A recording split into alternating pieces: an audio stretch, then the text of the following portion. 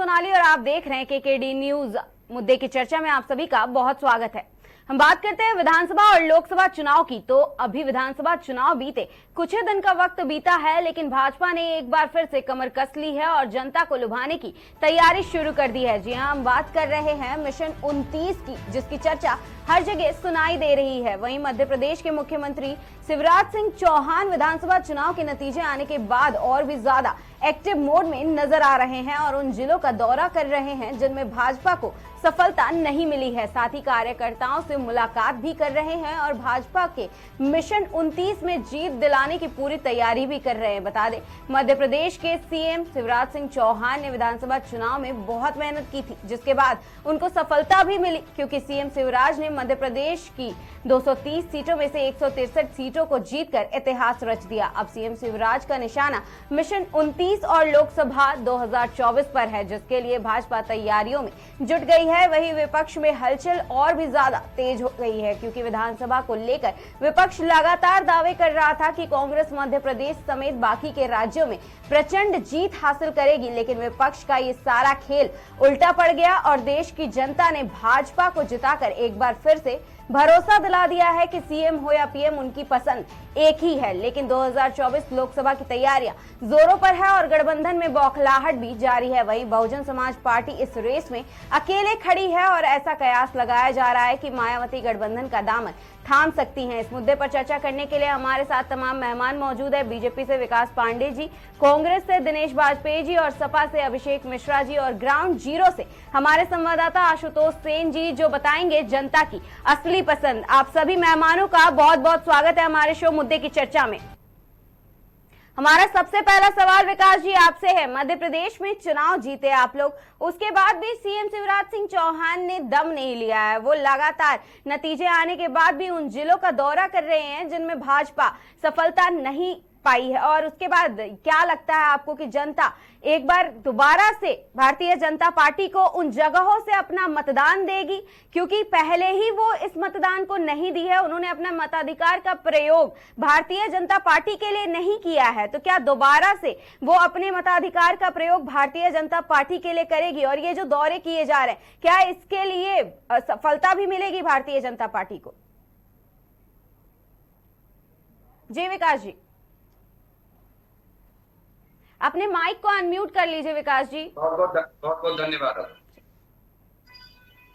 देखिए, भारतीय जनता पार्टी ने ऐसा करके अपेक्षाकृत हम सबको ये अनुमान था कि भारतीय जनता पार्टी कम से कम 3 राज्यों में हम पुनः मध्य प्रदेश के साथ पुनः सरकार में आने वाले हैं। ये बिल्कुल स्पष्ट था और परिणाम भी जनता की अपेक्षाओं के और हमारी अपेक्षाओं के अनुरूप आए। आप जहां तक आप बात लोकसभा चुनाव की कर रही हैं, तो भारतीय जनता पार्टी का कार्यकर्ता, कभी आपने अगर देखा हो, पिछले काफी समय से आप पत्रकारिता जगत से जुड़ी हैं और भारतीय जनता पार्टी समेत अन्य राजनीतिक कार्यक्रमों को आप कवर करती हैं, आपने देखा हो एक चुनाव खत्म होता है और भारतीय जनता पार्टी का कार्यकर्ता अपने दूसरे चुनाव के लिए कमर कस लेता है। यही शायद भारतीय जनता पार्टी के जीत का मूल आधार है। और जैसा कि हमारे आदरणीय प्रधानमंत्री नरेंद्र मोदी जी कहते हैं कि प्रधानमंत्री, मुख्यमंत्री, विधायक, सांसद हम बाद में हैं, पहले सबसे पहले हैं हम भारतीय जनता पार्टी के कार्यकर्ता।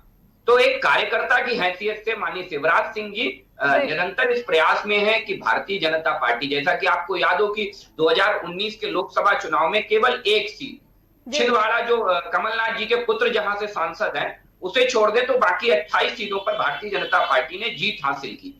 तो इस बार हमारा उद्देश्य है कि हम 29 के 29 लोकसभा की सीटें माननीय नरेंद्र मोदी जी के झोली में डालें मध्य प्रदेश से, और उत्तर प्रदेश जहां से हम सब ने ये संकल्प लिया है माननीय योगी आदित्यनाथ जी के मार्गदर्शन में कि हम 80 के 80 लोकसभा सीटें वो काम करेंगे जो मुझे लगता नहीं कि कभी भी इस देश के इतिहास में कभी हुआ होगा। और हम 400 पार का भी संकल्प लेकर के इस बार चल रहे हैं।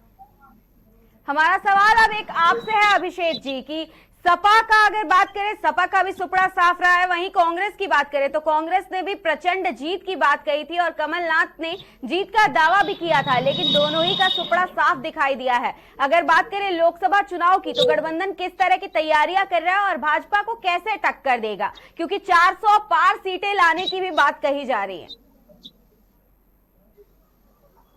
यहाँ सपना देखने पे कोई रोक नहीं है, पहली चीज। दूसरी चीज ये कि जो बात रही मध्य प्रदेश इलेक्शन में, मध्य प्रदेश के इलेक्शन में इंडिया अलायंस अगर लड़ा होता तो आज सिनेरियो दूसरा होता, आज बिल्कुल देखने के लिए फिगर्स अलग होते।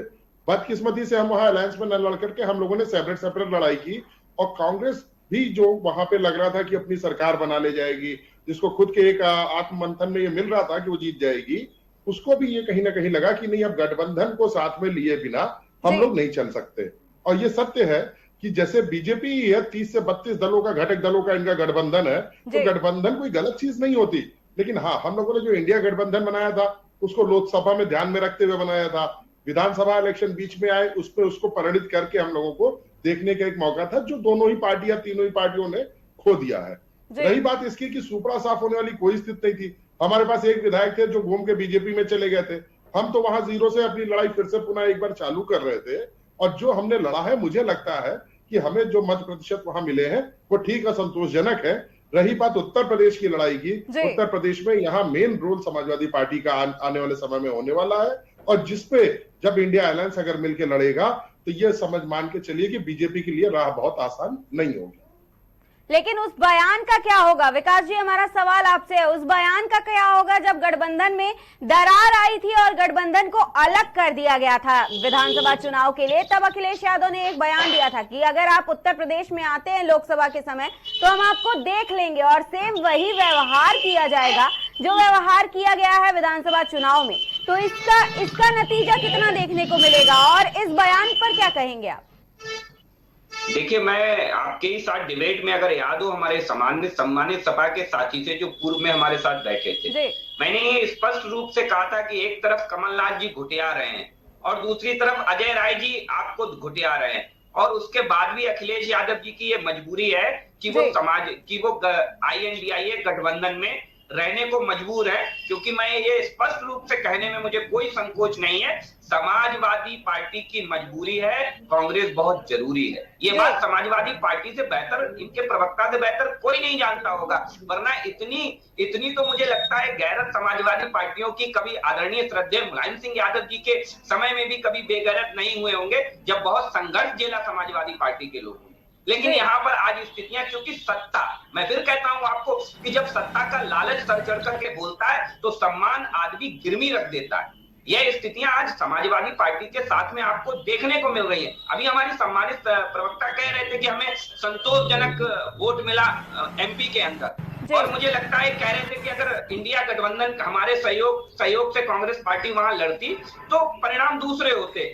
सब कुछ पालिए श्रीमान जी, गलतफहमी मत पालिए। जरा एक बार यह भी बता दीजिए कि आपको मध्य प्रदेश के अंदर अकेले चुनाव लड़ने के बाद आप नोटा से भी कम प्रतिशत पाए हैं वहां वोट के, नोटा से। बिल्कुल महोदय, मैं आपकी इस बात से सहमत हूँ। आप एक डाटा जरा सुनिए, आगे आप भी सुनिए। अभी जो मिजोरम के इलेक्शन के रिजल्ट आए हैं, एक डाटा आप अपना मोदी जी के नाम का वहां का भी दे दीजिए। 2 ही सीट जीत पाए हैं, वहां कितना वोट मिला है उधर मत जाइए। मुद्दा ये है कि जो हम सुनिए अलायंस हमारा और कांग्रेस का था, वहां पे अलायंस में गांठ पड़ गई, वहां फायदा आपको मिला है। अन्यथा ये मध्य प्रदेश की जो स्थिति आज आपके बड़े बड़े सांसदों को उतारना पड़ा वहां लड़ने के लिए, ये कोई आसान घटना नहीं थी। इंडिया अलायंस अपने स्वरूप में होता महोदय तो आप 20 से 21 सांसदों को लड़ाने के लिए मजबूर नहीं होते। ताकत तो दीदी है।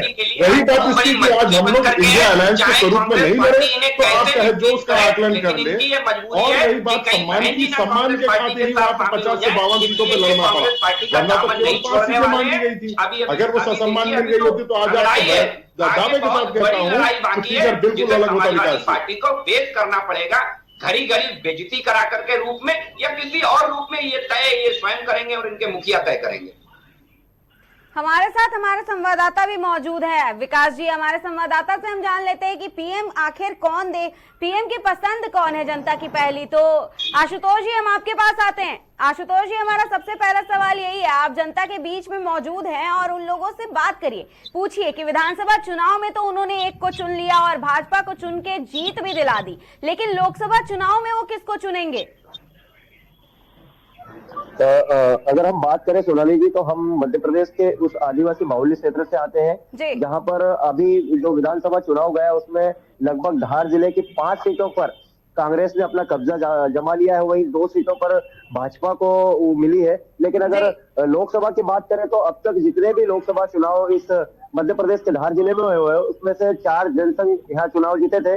लेकिन सबसे ज्यादा अगर बड़ी बात करें तो कांग्रेस ने 7 बार लोकसभा चुनाव जीते थे और 4 बार भाजपा यहाँ पर विजयी रही थी। लेकिन अब जो मामला है, अब कहीं ना कहीं मध्य प्रदेश में इस धार जिले में 5 विधानसभा कांग्रेस के हाथ में गई है, तो कहीं ना कहीं लोग भी इस बार डाइवर्ट हो रहे थे और कहीं ना कहीं मध्य प्रदेश में हवा भी चल रही थी कि इस बार सरकार बदलेगी, लेकिन परिणाम कुछ और रहे। लेकिन अभी भी हमारे साथ कुछ लोग मौजूद हैं, हम उनसे पूछना चाहेंगे कि इस बार लोकसभा चुनाव में किसकी जीत होगी।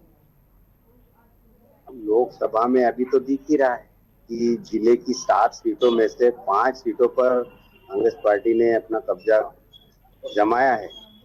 तो लोकसभा में जाहिर सी बात है कि जो हमारे देश के प्रधानमंत्री बोलते हैं कि मोदी है तो गारंटी है, तो अगर गारंटी की ये बात करते हैं तो ये डूब क्षेत्र का एरिया है, ये विधानसभा लगती है यहाँ पे। इस डूब क्षेत्र में भी इन्हीं के मंत्रियों ने गारंटी दी है, तो क्या उस गारंटी को मोदी जी मानेंगे? जबकि यहाँ पे ये धरातल पे कुछ नहीं है। जबकि खुद प्रधानमंत्री डूब क्षेत्र में अभी अभी आए थे विधानसभा चुनाव में, बड़वानी जिले में प्रचार करना, नर्मदा से बिल्कुल करीब में, वहां पर एक शब्द भी डूब का डू नहीं बोले, डूब क्षेत्र के बारे में एक शब्द नहीं बोले। तो इस बार धार जिले में कांग्रेस का परचम जरूर ले रहा है। तो सोनाली जी, अगर हम बात करें बड़वानी जिले की, जहाँ पर विधानसभा चुनाव में मोदी जी आए थे, लेकिन काफी भीड़ थी कि कहीं ना कहीं लग रहा था कि इस बार वहाँ के प्रेम सिंह पटेल जी विजय होंगे। लेकिन मोदी जी की जो बात कर रहे हैं, मोदी जी का जो वर्चस्व बता रहे हैं, इस बार बड़वानी में नहीं चला और वहाँ पर विधानसभा चुनाव में कांग्रेस के राजेंद्र जी मंडलोई विजय हुए थे। हमारे साथ दूसरे एक यहाँ के नेता मौजूद है। अगर लोकप्रियता की बात करें तो किस प्रधानमंत्री की लोकप्रियता ज्यादा है? सवाल ये है कि कांग्रेस उस समय जीतेगी जब बैलेट पेपर पे चुनाव होगा जी। मशीनों में तो क्या मालूम, जब सीटिंग वेटिंग कर देते, भगवान जाने क्या होता है, या हैक कर देते हैं। इतना बहुमत लग रहा था कांग्रेस का कि 130 से 140 सीटें कांग्रेस को जो मिलने वाली थी, मात्र 66 सीट दिखाई गई। वो भी किसके कारण? ईवीएम मशीन के कारण। अगर वही चुनाव विकास जी, आशुतोष जी, हम आपको रोकना चाहेंगे 1 सेकंड के लिए। विकास जी, सबसे बड़ा सवाल यहाँ पे यही आया है कि खुद जनता जो है वो ये कह रही है कि मशीनों में हेर फेर किया जाता है और उसके बाद वोटर्स को कहीं ना कहीं बदल के या फिर कुछ तो ऐसा किया जाता है जिससे भाजपा इतने बहुमत से जीत जाती है। मतलब जो वोटर्स है उनको खुद ही भरोसा नहीं है इस चीज पर, और कहीं ना कहीं वो जो साइलेंट वोटर्स है उन्होंने ही मतदान करके जिताया भी है। पर ये जो आंकड़ा बताया जा रहा है और वोटर्स कहीं ना कहीं ये आशंका भी जता रहे हैं। जी विकास जी, अपने माइक को अनम्यूट कर लीजिए। विकास जी, मुझे लगता है कि वोटर्स के रूप में आप 1-2 लोगों से अगर चर्चा करके ये पूछना चाहेंगी, उनमें कहीं ना कहीं डिफरेंशिएशन आपको मिल सकता है। दूसरी चीज, एक चीज आप स्पष्ट रूप से समझ लीजिए, मुझे लगता है बहुत सारे लोग विकास जी वहां पे मौजूद है, बाकियों से भी पूछ लेंगे, लेकिन ये जो बातें निकल के आती हैं कहीं ना कहीं बहुत सारे लोगों ने ये बातें कही हैं। देखिए, ईवीएम से ही चुनाव जीत करके कांग्रेस पार्टी ने पहली बार सरकार बनाई थी 2004 में। ईवीएम से ही चुनाव जीत करके 2009 में कांग्रेस पार्टी ने सरकार बनाई। ईवीएम से ही चुनाव जीत करके तेलंगाना में कांग्रेस पार्टी की सरकार बन रही है। ईवीएम से ही चुनाव जीत करके हिमाचल प्रदेश में भी कांग्रेस ने सरकार बनाई, और ईवीएम से ही चुनाव जीत करके 2018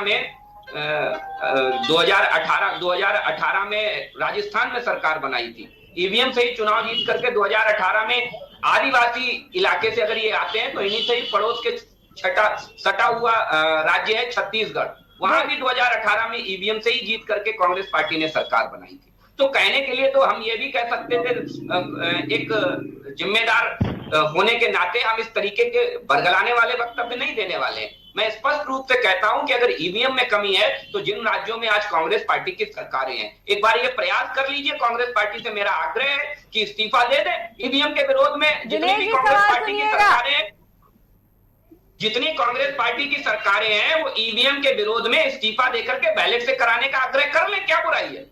सारे राज्यों में इस्तीफा दे दे सामूहिक रूप से, अभी पता लग जाएगा आपको, दूध का दूध पानी का पानी हो जाएगा। जनता को बरगलाने के लिए, अपनी जीत से, अपनी हार से ध्यान हटाने के लिए कांग्रेस पार्टी एक नया प्रोपोगंडा करती है। हम सब जानते हैं, जिस इलेक्शन में हार जाते हैं वहां ईवीएम में दोष खोजने लगते हैं। जाती है जनता के नहीं, आपके सामने जनता दो जनता ने बोला इस चीज को, आप उसको डिनाई कर रहे हैं। आप जीत गए इसलिए सब वाह, मीठा मीठा गप कड़वा कड़वा थू, वाह भाई, ऐसे थोड़ा जनता है। यह बात आपको स्वीकार करनी पड़ेगी। नहीं देखिए, ये जनता की आवाज सुनाई है इन्होंने, मैंने नहीं कहा इस चीज को। अगर मेरे एक प्रवक्ता या एक नेता के तौर पर मैंने कही होती तो आपकी बात सही थी। जनता की आवाज आपने अभी सुनी है, अब उसको दरकिनार करना, चूंकि वोट तो आपको मिल गया मध्य प्रदेश में, तो अब तो कोई नहीं। अरे सर, तो मोदी जी नहीं तो कहा था 215 लाख रुपया लाएंगे, मेरी बात सुनो महोदय, मोदी जी नहीं तो कहा था 15 लाख, वो गारंटी कहाँ गई? वो 15 लाख की गारंटी नहीं थी। अमित शाह जी ने जिसको बाद में आकर कह दिया चुनावी जुमला है। दिनेश जी, विकास जी जितने भी आरोप लगा रहे हैं और जनता ने जो भरोसा दिखाया है उसका जवाब दीजिए। देखिए सर्वप्रथम मैं आपको तेलंगाना में कांग्रेस की सरकार बनाए जाने पर समस्त लोगों को बधाई देता हूँ, और साथ ही मैं ये भी कहना चाहता हूं कि कहीं ना कहीं विपक्ष आज जो कांग्रेस के ऊपर जो आरोप लगा रहा है जी, और जो कांग्रेस के लिए आगामी लोकसभा चुनाव के लिए जो अपनी पीठ थपथपा रहा है, तो निश्चित रूप से अब सही आकलन आदरणीय मोदी जी और भारतीय जनता पार्टी की उन जिन चीजों को इन्होंने लागू करने के लिए जनता से कहा था, जिनका इम्प्लीमेंटेशन आज तक नहीं हुआ जी, तो अब आने वाली लोकसभा चुनाव में जनता उन योजनाओं का इनसे जवाब मांगेगी, पहली बात। दूसरी बात, रहा प्रश्न ईवीएम का। विकास जी सुनिएगा, आप ईवीएम का ठीकरा सारी विपक्ष दल क्यों ना फोड़े? वोट कांग्रेस को ज्यादा मिलता है तीनों राज्यों में, सीटें भारतीय जनता पार्टी की सरकार ज्यादा मिलती है और सरकार ये बनाते हैं। निश्चित रूप से कहीं ना कहीं ईवीएम का अगर कोई खुलासा करने वाला है तो वो एक नेता थे, इनके केंद्रीय मंत्री गोपीनाथ मुंडे जी, जो रहस्यमय तरीके से जिनका निधन हो गया। खैर उसमें मैं नहीं जाना चाहता। और एक बात ये मान के चलिए कि तीनों राज्यों में कांग्रेस एक विपक्षी दल के रूप में सबसे बड़ी पार्टी है, और जनता का जनादेश हम लोग अपने सर माथे पे लेते हैं और उनको धन्यवाद देते हैं। और निश्चित रूप से मान के चलिए कि भारतीय जनता पार्टी द्वारा इनके जो गलत कार्यों को अगर कोई रोकेगा तीनों राज्यों में, तो विपक्ष के रूप में कांग्रेस रोकेगी। न कांग्रेस कार्यकर्ता कहीं से हतोत्साहित है और न ही कांग्रेस कार्यकर्ता कहीं भी जनता की लड़ाई के लिए पीछे हटेगा। तीनों राज्यों में कांग्रेस बढ़ चढ़ के इनकी गलत नीतियों का विरोध करेगी। एक बार फिर से हमारे दिनेश जी हमारे संवाददाता से और जनता से ही पूछ लेते हैं कि जनता आखिर क्या चाहती है? भारतीय जनता पार्टी को चाहती है या फिर गठबंधन को चाहती है या फिर कांग्रेस को देखना चाहती है? आशुतोष जी, हम आपके पास फिर से वापस से आते हैं। आप बहुत लोगों के साथ वहां पर खड़े हैं ग्राउंड जीरो से, बताइएगा सच में कि जनता की पसंद आखिर प्रधानमंत्री के रूप में किसकी है? इस समय अगर बात करें मैडम, तो जिस समय मोदी जी आए थे उस समय कहीं ना कहीं राम मंदिर के मुद्दों को लेकर वो सत्ता में बैठे थे, और आज केंद्र में उनके सरकार है, वो बैठे हैं केंद्र में न्यायाधीश बनकर। मगर कहीं ना कहीं अगर देखा जाए तो इस समय कहीं ना कहीं लोग बदलाव भी चाहते हैं। हम जिस क्षेत्र से आते हैं उस क्षेत्र में सबसे बड़ा मुद्दा अगर देखा जाए तो बेरोजगारी का होता है। यहाँ पर काफी लोग ऐसे हैं जो बड़वानी जिले से, धार जिले से, अलीराजपुर जिले से, झाबुआ जिले से, कहीं ना कहीं आसपास के कई जिलों से ये सभी लोग पलायन करके गुजरात मजदूरी के लिए जाते हैं। मगर अब तक 7 बार भले कांग्रेस के लोकसभा में सीट रही हो, 4 बार भाजपा की रही हो, 4 बार जनसंघ की रही हो, मगर अभी तक इस क्षेत्र में इन गरीब मजदूरों के लिए कोई व्यवस्था नहीं की है मजदूरी की, जिसके कारण सबसे बड़ा मुद्दा तो यही होता है कि पलायन सबसे बड़ी मजबूरी होती है। दूसरी बात अगर देखें तो रेल लाइन, बड़वानी जिला रेल लाइन को लेकर 2015 से लगातार लड़ाई लड़ता आ रहा है। वहां पर विधानसभा में बात करें तो प्रेम सिंह जी पटेल जो कि पशु मंत्री रहे हैं, पशु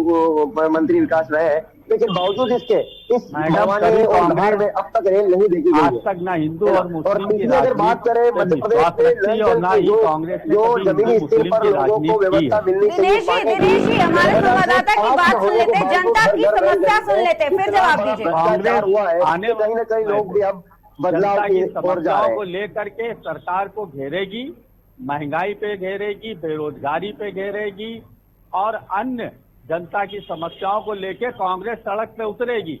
कहीं कांग्रेस का ये मनोबल डाउन नहीं है। दिनेश जी कांग्रेस कांग्रेस इन सारी चीजों को लेकर के जनता के लिए काम तो करेगी। दिनेश जी हम जनता से पहले पूछ लेते हैं उनकी क्या कुछ समस्याएं हैं, क्योंकि वो खुद ही समस्याएं बताने के लिए खड़े हैं हमारे साथ जुड़ी हुई है कुछ जनता और वो अपनी समस्याएं बताना चाहती है, तो कहीं ना कहीं वो कांग्रेस के फेवर में ही है, तो उनकी बातें सुन लेते हैं। जी आशुतोष जी।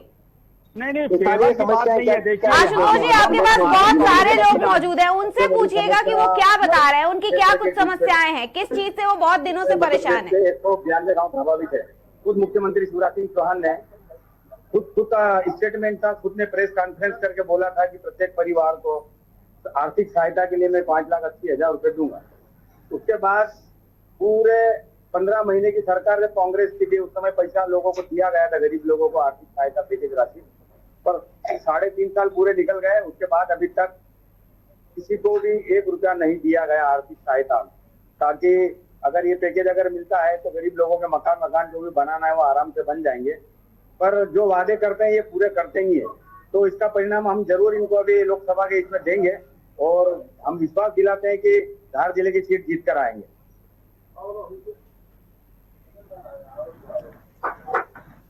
जी आपने अब सुना है विकास जी, आपने सुना, जो बातें सुनी आपने, जनता की समस्याएं सुनी, इनका जवाब दीजिएगा और इनका समाधान आखिर कैसे होगा, क्योंकि सीएम शिवराज तो जीत चुके हैं, उसके बाद उन्होंने जीत का दावा करते हुए लोकसभा के लिए भी तैयारियां शुरू कर दी हैं और कई सारी बातें करना भी शुरू कर दी है, लेकिन ये जो जनता है धार जिले की, उनकी समस्या का समाधान कैसे होगा?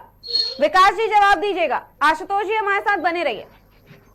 जी देखिए, सबसे बड़ी चीज ये है कि धार जिले की वहां की जो मूलभूत समस्याएं हैं उनको लेकर के निश्चित तौर पर काम होना चाहिए। और जैसा कि अभी हमारे संवाददाता जो आपके हैं वो भी बता रहे थे कि यहाँ की 7 में से 5 सीटें कांग्रेस पार्टी के पास, तो कांग्रेस पार्टी के विधायकों को इस चीज के लिए पहल भी करनी चाहिए कि वहां की जो मूलभूत समस्याएं हैं उनको सरकार के सामने जोरदार तरीके से उठाए, जिससे कि सरकार इनको समय रहते इसका समाधान दे और इसको रिजॉल्व कराए। इसकी जिम्मेदारी मुझे लगता है लोकल जनप्रतिनिधि होने के नाते कांग्रेस पार्टी के विधायकों की भी बनती है, क्योंकि जनता ने उन्हें चुन करके भेजा है और ये जिम्मेदारी है सरकार होने के नाते जो भी भारतीय जनता पार्टी की जरूरतें हैं वहां के लोगों की, उन्हें पूरा करना हमारा प्रथम कर्तव्य होगा और इन्हें हर संभव प्रयास करके उन्हें पूरा करने का भारतीय जनता पार्टी की सरकार प्रयास करेगी। शायद यही कारण है, सोनाली जी आप समझने का प्रयास करिए, 18 साल हो गए एमपी के अंदर शिवराज सिंह जी को एज ए मुख्यमंत्री, और इस 18 साल में पिछले 10 साल ही तो 9 साल ही तो आदरणीय मोदी जी देश के प्रधानमंत्री थे। उससे पहले तो कांग्रेस पार्टी की केंद्र में सरकार थी ना जी। तब तो ईवीएम का कोई बहाना नहीं था। क्या तब कोई दिक्कत थी ईवीएम से? तो 2 बार शिवराज सिंह चौहान कांग्रेस पार्टी के समय मुख्यमंत्री बने, तो मुझे लगता है तब ईवीएम ठीक थी। लेकिन आज ईवीएम जब भारतीय जनता पार्टी केंद्र में आ गई है इसलिए ईवीएम खराब हो गई है, तो ये बड़ा दो-धारी सवाल है और जिसको लेकर के कांग्रेस पार्टी के लोगों को स्पष्ट रूप से विचार करना चाहिए कि वो ऐसे उल-जलूल सवाल जवाब ना करें जिससे सामान्य जनता की नजर में यह प्रश्न जाए कि कांग्रेस पार्टी अपनी हार को पचा नहीं पा रही है। आप जवाब दीजिएगा।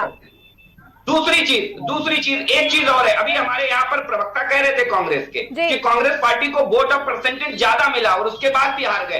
अरे भाई मुझे बता दीजिए किस राज्य में आपको वोट ऑफ परसेंटेज ज्यादा मिला? एमपी में हमें 48.55% वोट मिला और आपको 40.40% वोट मिला। राजस्थान में हमें लगभग 41.69% वोट मिला और आपको 39% वोट मिला। तो कहां ज्यादा मिला मुझे ये बता दीजिए, जहां आप जीत गए, जहां हम जीत गए और आपको परसेंटेज ज्यादा मिला। दिनेश जी जवाब दीजिएगा विकास जी के सवालों का, आरोपों का। वो वोटिंग परसेंटेज का चार्ट मैं आपको व्हाट्सएप कर दूंगा, इन्हें कर दीजिएगा, उस पर हम समय नहीं बर्बाद करना चाहते हैं। वो मैं बिल्कुल आपके पास चार्ट भेज दूंगा, अभी भेज दूंगा डिबेट खत्म होते ही। अब हम बात करते हैं, अब हम इनकी बात का जवाब देते हैं कि ये देखिए, अरे भैया सुन तो लो, सुनना भी तो सीखो। देखेंगे सुनेंगे, अरे आप सुनना भी तो सीखिए सर। विनम्र आग्रह है कि आप लोगों में सबसे बड़ी दिक्कत ये है कि आप लोग सुनते नहीं हैं। अरे आज आप लोग जाएंगे और जनता को बरगलाने की कोशिश करेंगे तो क्यों सुनेंगे सर? 50 साल देश में कांग्रेस में 50 साल कांग्रेस ने देश में राज किया, पार्टी ने मिलकर, लेकिन उन्होंने आपकी भी सुनी और सबकी सुनी, लेकिन आप 9 साल में इतने ज्यादा अपने आप को घमंड और प्राउड में हैं कि आप दूसरे की सुनना भी नहीं पसंद करते। आप हमारी बात तो सुनिए, हमने आपकी सुनी, अब हमारी सुनिए। स्वीकार करिए। विकास जी दिनेश जी की बातों को सुन लेते हैं। खामियाजा भुगत रही है मैडम, जितनी बातें कर रहे हैं, अब देखिए मैं बता रहा हूँ आपको, आज भारतीय जनता पार्टी एक काम बता दे जिन्होंने किया है, कांग्रेस के सारे काम कर रही है। कांग्रेस ने फूड बिल पास किया, उसको ये अनाज को जनता के बीच में बांट रहे हैं। कांग्रेस ने किसानों के लिए लैंड एक्विजिशन लाए, उसका मतलब कि अगर कोई किसान की कोई भी जमीन एक्वायर करेगी, अगर उसकी कीमत 5 लाख है तो वो उसको 20 लाख देना पड़ेगा, उसके परिवार को एक सर्विस देना पड़ेगा।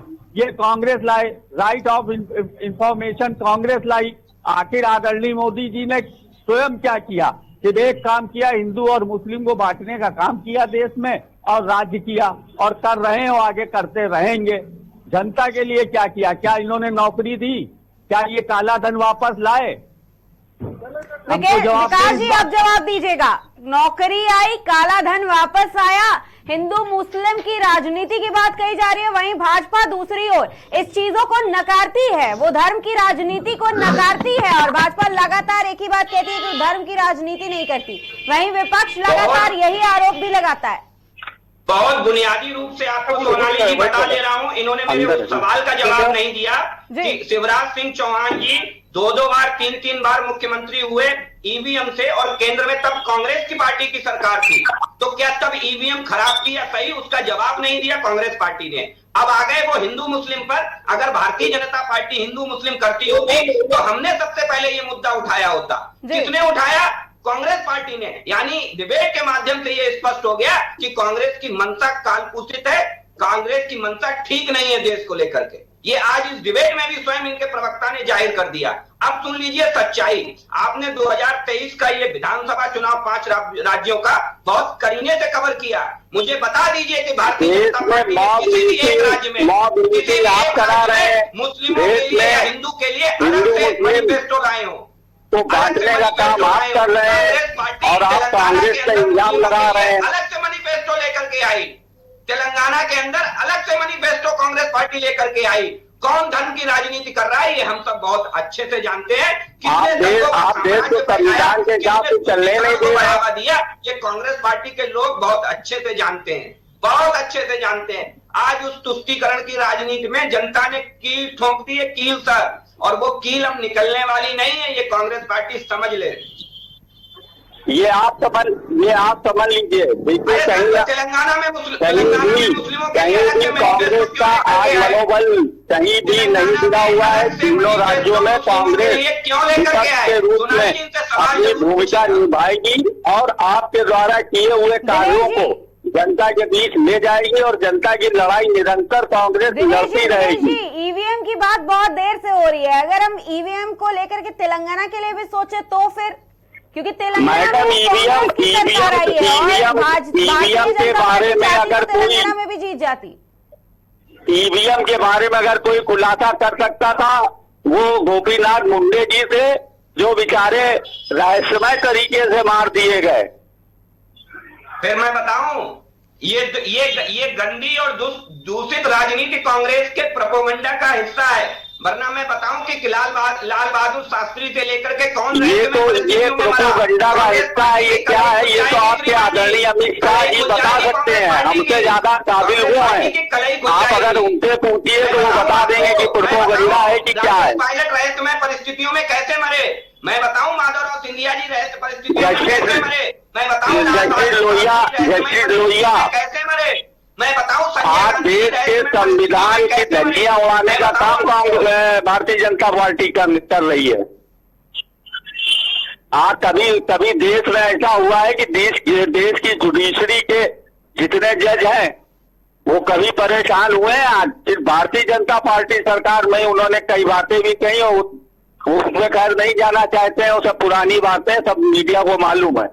ईवीएम की बात करते हैं दिनेश जी, ईवीएम की बात हम कर रहे थे। सवाल भी वही है कि अगर भारतीय जनता पार्टी ने ऐसा कुछ किया तो तेलंगाना में क्यों नहीं किया। और जहां तक हम अभी तक बीआरएस की बात की जा रही थी तो उन्हें भारतीय जनता पार्टी का पूरा समर्थक भी बताया जा रहा था, तो भारतीय जनता पार्टी के लिए वहां पर सरकार बनाना भी आसान था।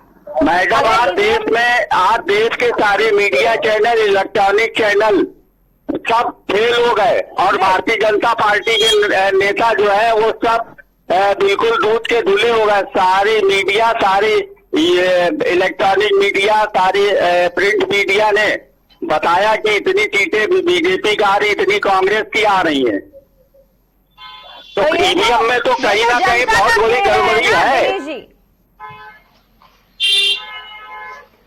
अभिषेक जी, हमारा सवाल एक ये भी है कि आज सीएम शिवराज सिंह चौहान ने एक बड़ा बयान दिया है। उन्होंने कहा है कि प्रधानमंत्री भारत के लिए वरदान है और भगवान के रूप में वरदान है। तो इस बयान को आप किस तरह से देखते हैं, क्योंकि विपक्ष ऐसा कुछ भी नहीं मानता है और विपक्ष प्रधानमंत्री के अस्तित्व को ही शायद नहीं मानता है कि उन्होंने देश के लिए कुछ किया भी है या फिर विकास जैसे कोई काम भी करते हैं। सोनाली जी, आपके माध्यम से मैं कहना चाहूंगा, शिवराज जी ने कोई गलत चीज नहीं कही है जी। आज की डेट में मोदी जी शिवराज सिंह जी के लिए भगवान ही है। इतनी मेहनत अगर शिवराज सिंह चौहान साहब ने की थी और सीटें जीत के दी, आज वो मुख्यमंत्री बनने के लिए तरस रहे, तड़प रहे हैं। बेचारे जनपद जनपद जाके दिखा रहे मैं जनता से जुड़ा हूं, मोदी जी कृपा नहीं बरसा रहे, तो गलती तो है ये भाई, भगवान तो उनके लिए वही है। रही बात इसकी कि आज 3 स्टेट में देख लीजिए, इनको ढूंढे मुख्यमंत्री नहीं मिल रहा है। कांग्रेस को बनाना था, उसने 2 दिन में फाइनल किया, अपना बना दिया।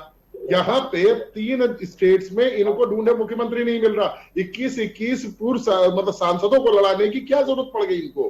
कहीं ना कहीं हार रहे थे, लेकिन अब ठीक है, जनता का अगर जनादेश है, मेरे सिरोधार्य है, हम उस पर कमेंट नहीं करेंगे। आज जो आप बार बार बता रही हैं मेरे को कि शिवराज सिंह चौहान साहब चल रहे हैं, तो सिर्फ चलना इसलिए है कि मैं जनता का प्रिय हूं और जनता के बीच में चल रहा हूं। भगवान स्वरूप मोदी जी कृपया हमको मुख्यमंत्री का पद दे दे। आप देखिए राजस्थान की स्थिति थोड़ी दूसरी है। वहां वसुंधरा जी जाके 2 दिन से 3 दिन से डेरा डाले हुए हैं राजस्थान से निकल के दिल्ली में, वहां पे अपनी लिस्ट दिखा रही है, सब कुछ कर रही है, मैंने विरोध किया नहीं किया। आज यहाँ ये हो गया कि जो इनके पास फ्रंट फुट पर रह के इनके लिए लड़े थे, आज वो कोई मुख्यमंत्री बनने की रेस में नहीं आ पा रहे हैं। तो अब जब आप याचक की भूमिका में है तो देने वाला हमेशा ईश्वर ही लगता है। उसी तरह इन लोग, चूंकि आज शिवराज साहब को मुख्यमंत्री की कुर्सी चाहिए, तो उनको देने वाले कौन है? मोदी जी के इशारे पे मिलनी है, तो मोदी जी भगवान होंगे। तो कौन सा उन्होंने गलत कह दिया? उन्होंने अपने दिल की कथा बिना रोए सब कुछ कह दिया। अब आप इसको समझ लीजिए कि जनता ने शिवराज सिंह चौहान साहब की लाडली योजना को पसंद किया था या मोदी जी को। रही बात इसकी कि आजकल एक पोस्टर आप और देख रही होंगी इन 2-3 राज्यों के इलेक्शन के साथ, मोदी की गारंटी। 15 लाख रुपए की गारंटी किसने दी थी? 2 लाख रोजगार पर ईयर देने की गारंटी किसने दी थी? सब मोदी जी ने तो दिया था। बाद में अमित शाह साहब आते हैं, कहते नहीं साहब वो तो इलेक्शन का जुमला था। राजस्थान वाले इतना बढ़िया काम कर गए कि उनको 450 रुपए में अब सिलेंडर मिलेगा। उत्तर प्रदेश वाले पापी हैं, 1100 में खरीद के बच्चों को खाना खिलाएंगे। ये ड्यूल मतलब राजनीति का किस प्रोपेगेंडा। अच्छा एक चीज और बताता हूं, यही पॉलिसी अगर कांग्रेस और सपा ने कही होती तो वो रेवड़ियां बांट रही होती। इनकी वो स्कीमें आती है, गारंटी आती है और मोदी जी की गारंटी आती है। दिक्कत यहां यह है कि यहां पे टोटल व्यवस्था ही बायस कर दी गई है। रही बात हिंदू मुस्लिम इन सब को छोड़ के आप देखें तो भारत की सबसे बड़ी समस्या गरीबी है। एक जाति है सिर्फ गरीबी, उसको दूर करने के लिए कोई पार्टी बात नहीं कर रही है। लेकिन कांग्रेस ने बात की थी मध्य प्रदेश में जाकर के। अभिषेक जी कांग्रेस ने भी ये बात की थी। कर रहे हैं, लेकिन हम उसके परिवार में से एक आदमी को रोजगार देने की अभिषेक जी कांग्रेस ने भी ये बात की थी मध्य प्रदेश में जाके। उन्होंने भी इन्हीं बहनों को लुभाने की पूरी तैयारी की थी, पूरी कोशिश की थी और 1500 रुपए देने की बात की थी। आत्मनिर्भर बनाने की बात क्यों नहीं की कांग्रेस ने? अगर बात करें बाकी पार्टियों की तो उन्होंने इन बहनों को रोजगार देने की बात क्यों नहीं कही? क्यों कहा कि 1500 रुपए देंगे? कुछ और कह सकते थे, उनको स्वावलंबी बना सकते थे, उसके लिए उनको खुद को रोजगार दे सकते थे। अगर उन्हें खुद रोजगार देते तो किसी के 1500 रुपए या 1000 रुपए की जरूरत नहीं पड़ती। कांग्रेस ने भी यह दावा किया था। केवल एक मैडम, पार्टी हम के लोग ऊपर जब ये उत्तर निशाना प्रदेश कैसे में साध सरकार थी तो यहाँ पे बेरोजगारी भत्ता दिया जाता था। आप समझ रहे हैं? इसलिए दिया जाता था कि माँ बाप पे लोड कम पड़े, आप फार्म अपने आप भर सके, जरूरत पड़े तो कलम किताब कुछ चीजें आप अपने पॉकेट से खरीद सके, इसलिए बेरोजगारी भत्ता दिया जाता था। अब आप यहाँ सिलेंडर हम 450 में दे रहे हैं, वहां पे उत्तर प्रदेश गड़बड़ जिला मतलब प्रदेश है, मध्य प्रदेश में क्यों नहीं दे सकते?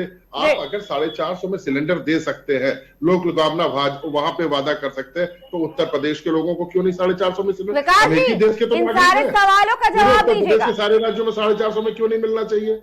रही बात इसकी कि ठीक है, आज जनादेश इनके पक्ष में है, उसको हम सभी को स्वीकारना चाहिए और कांग्रेस स्वीकारते ने भी हैं। सिलेंडर ठीक है, को बीजेपी गैस को बनाना सिलेंडर है। को लेकर के प्रदर्शन भी किया था। विकास जी जवाब दीजिएगा। अरे मैडम, आदरणीय प्रधानमंत्री जी जब देश में प्रथम प्रधानमंत्री बने थे तो उन्होंने यही तो कहा था, जी, बहुत हुई महंगाई की मार। तो कुल मिला के पक्षपात का भी आरोप लग रहा है। विकास जी जवाब दीजिएगा। प्रधानमंत्री जी जब सत्ता में आए थे तो उन्होंने कहा था बहुत हुई महंगाई की मार। अब की मोदी सरकार 350 का सिलेंडर, कितने करोड़ युवाओं को रोजगार। अब सोनाली जी इनसे कहिए, सुने तो मैं बताऊं इन्होंने। जी जी जी, जनता विकास जी हिसाब जवाब मांगेगी। दीजिए। बता दूं अब जनता को। दिनेश जी आपने जनता को सवाल मैं पूछ भी लिया, आप बता दूं। जवाब ले लेते हैं। सखी सैया तो खूब ही कमाते हैं, महंगाई टाइम खाए जाते हैं। ये गाना हमारे जिस देश का प्रधानमंत्री ये आपकी जिस सरकार देश में का बना, प्रधानमंत्री बोलिए, डर के मारे अपनी डरिए, बातों को डर के मारे बीच में मत बोलिए, ही भूल बोलिए जाए सर। प्रधानमंत्री हम आपके बनने के बीच में बाद नहीं बोले, उस देश के क्योंकि हमें डर प्रधानमंत्री नहीं की था। क्या बात की हमने जाए? करके दिया, जनता को अपनी डिलीवर बात करके दिया। मोदी सरकार, आप उठा महिलाओं करके पे देख लीजिए, अत्याचार IOC नहीं की होगा। वेबसाइट अभी खोलिए, क्योंकि ये झूठे आंकड़े देते हैं, हम कोई झूठे आंकड़े नहीं देते। IOC की क्या वेबसाइट क्या खोलिए क्या और फरवरी सिलेंडर 2014 सस्ता हो में, गया? फरवरी 2014 में 1241 रुपए का सिलेंडर था। फरवरी 2014 में आज देश की बेरोजगारी कहाँ है? वेबसाइट से आप चेक करिए और आपको पता लग डाटा- जाएगा कि डाटा- कांग्रेस पार्टी के लोग कितना झूठ बोलते हैं, कितना झूठ बोलते हैं। मुझे लगता है महंगाई को आकलन करने से पहले जरा ये भी देख लीजिए, 200 रुपए किलो दालें बिकी थी इनकी सरकार में। 2014 में इनसे पूछिए आटा क्या भाव था, आज क्या भाव है, जो आम आदमी से जुड़ी हुई चीज है। 31-32 रुपए पेट्रोल था। वो आम आदमी, गरीब आदमी नमक रोटी भी खा लेता है, तो वो आटा क्या भाव है, इनसे पूछिए। 2014 में आटे का क्या रेट था, आज क्या रेट है? पेट्रोल 10 साल में कितने रुपए बढ़ा? क्या इतने रुपए मोदी जी की सरकार में बढ़ा? नहीं बढ़ा। ये इनका प्रोपोगंडा है जो जनता को बरगलाने के लिए ये दिखाते हैं। मुझे एक पता, मैं मजदूर कहता हूं आपको, एक प्याज की आड़ी के साथ रोटी खा लेता है। 2014 में पूछिए आटा क्या भाव था, आज क्या भाव है? डरिए मत श्रीमान जी, डरिए मत। जनता सब जानती है आपके कर्मकांड। हमने नहीं जी। आज इनसे पूछिए अरहर की दाल क्या भाव है, आज इनसे पूछिए सारी दालों का भाव 2014 और आज के रेट में पूछिए इनसे क्या है। आपके स्वयं के नेतृत्व के खिलाफ पत्र लिखे।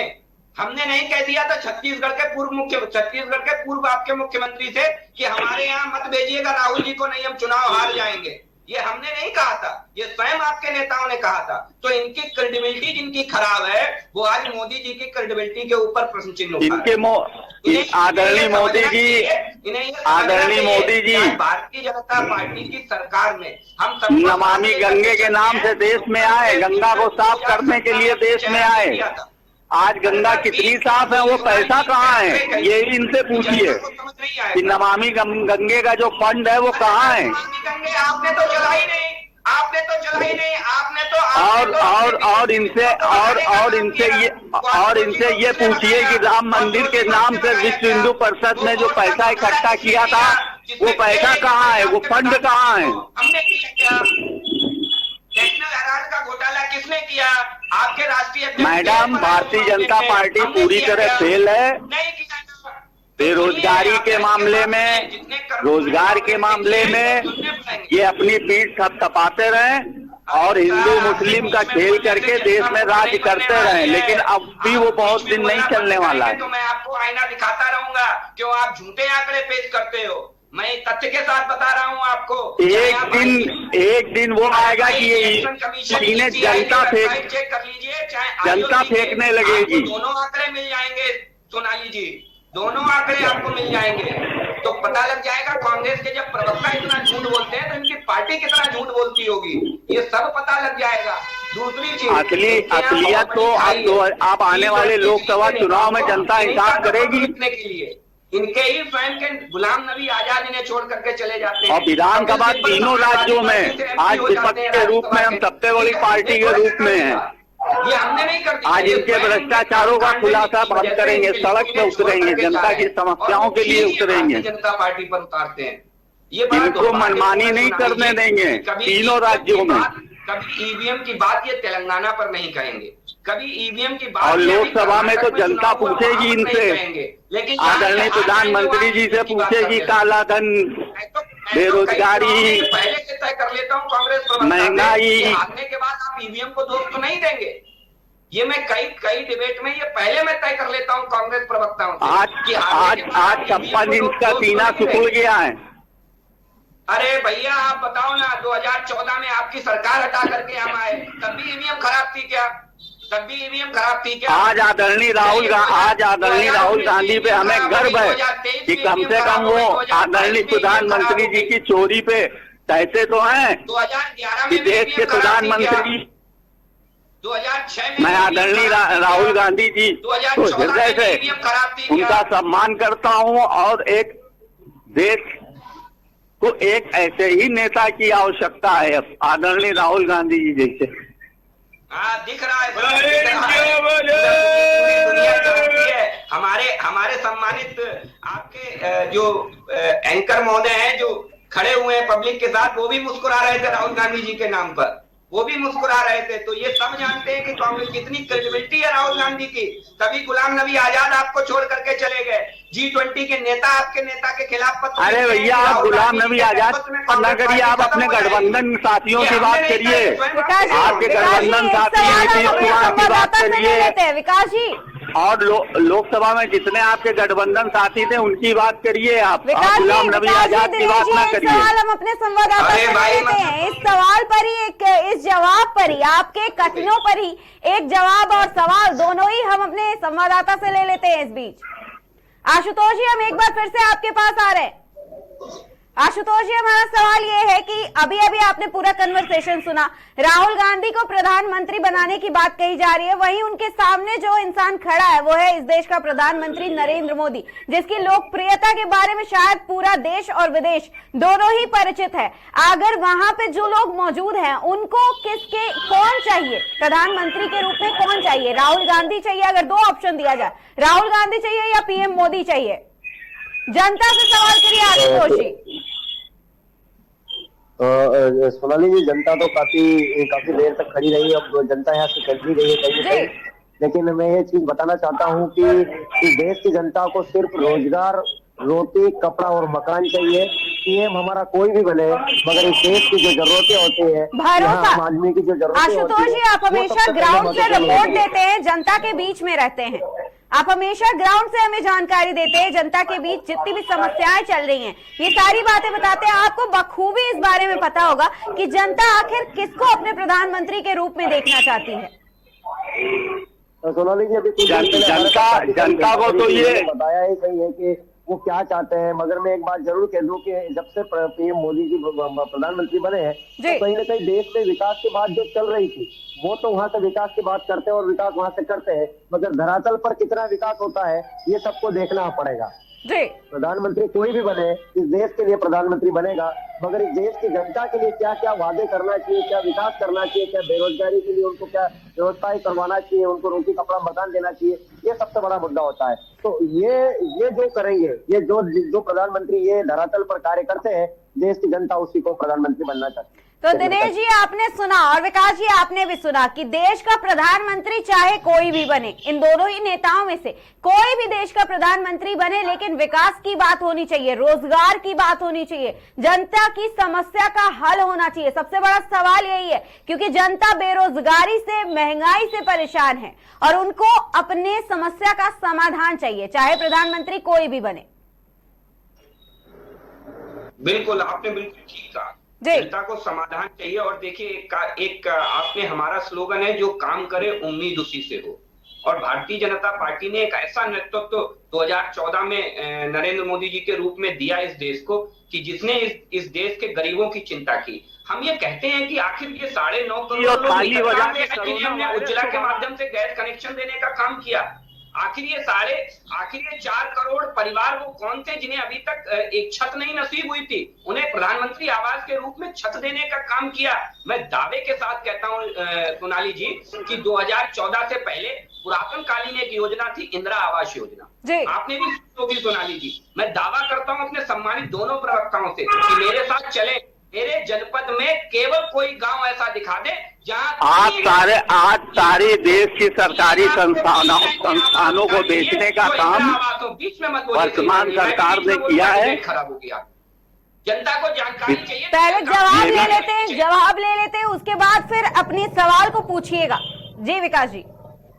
तो मुझे लगता है कि एक इंदिरा आवास योजना चली थी। मैं दावे के साथ अपने दोनों सम्मानित प्रवक्ताओं से आग्रह करूंगा, आ जाइए मेरे जनपद में और कोई ऐसा गांव दिखा दीजिए कि जहां आज इंदिरा आवास आपको बने खड़े नजर आ रहे। लेकिन मैं दावा करता हूं यशस्वी प्रधानमंत्री नरेंद्र मोदी जी ने ऐसे आवास जनता को बना करके दिए हैं जो 20 साल बाद भी आपको ऐसे ही बने खड़े नजर आएंगे। ये होता है भ्रष्टाचार मुक्त और एक विजन के साथ काम करने का। कभी इस देश में कल्पना की थी कि हम 50 करोड़ लोगों को जन आरोग्य योजना से जोड़ करके प्रधानमंत्री आयुष्मान कार्ड देंगे और स्वास्थ्य बीमा का लाभ देंगे।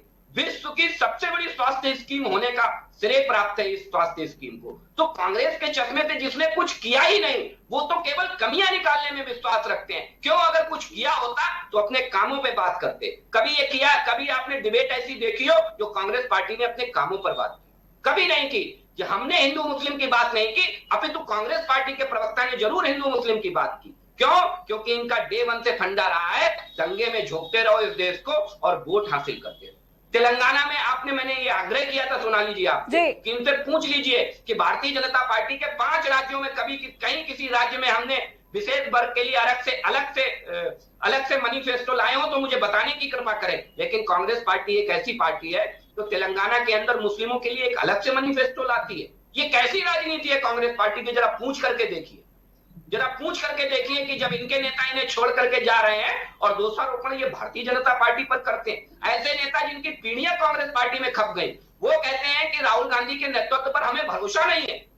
ऐसे नेताओं को नजरअंदाज करके आज भी परिवारवाद की परिपाटी पर कांग्रेस आगे बढ़ रही है। यही सबसे बड़ा कारण होने जा रहा है। मैं फिर कहता हूं आपको, हमारे पास है संतुष्टि और इनके पास है तुष्टि। ये तुष्टिकरण की राजनीति में विश्वास रखने वाले दल हैं और हम संतुष्टिकरण की राजनीति में विश्वास करने वाले दल हैं। इसका सीधा उदाहरण मैं आपको दे देता हूं कि उत्तर प्रदेश के अंदर जितने भी प्रधानमंत्री आवास बने हैं उसमें से अल्पसंख्यकों की आबादी उत्तर प्रदेश के अंदर है 18% और प्रधानमंत्री आवास मिले 30%।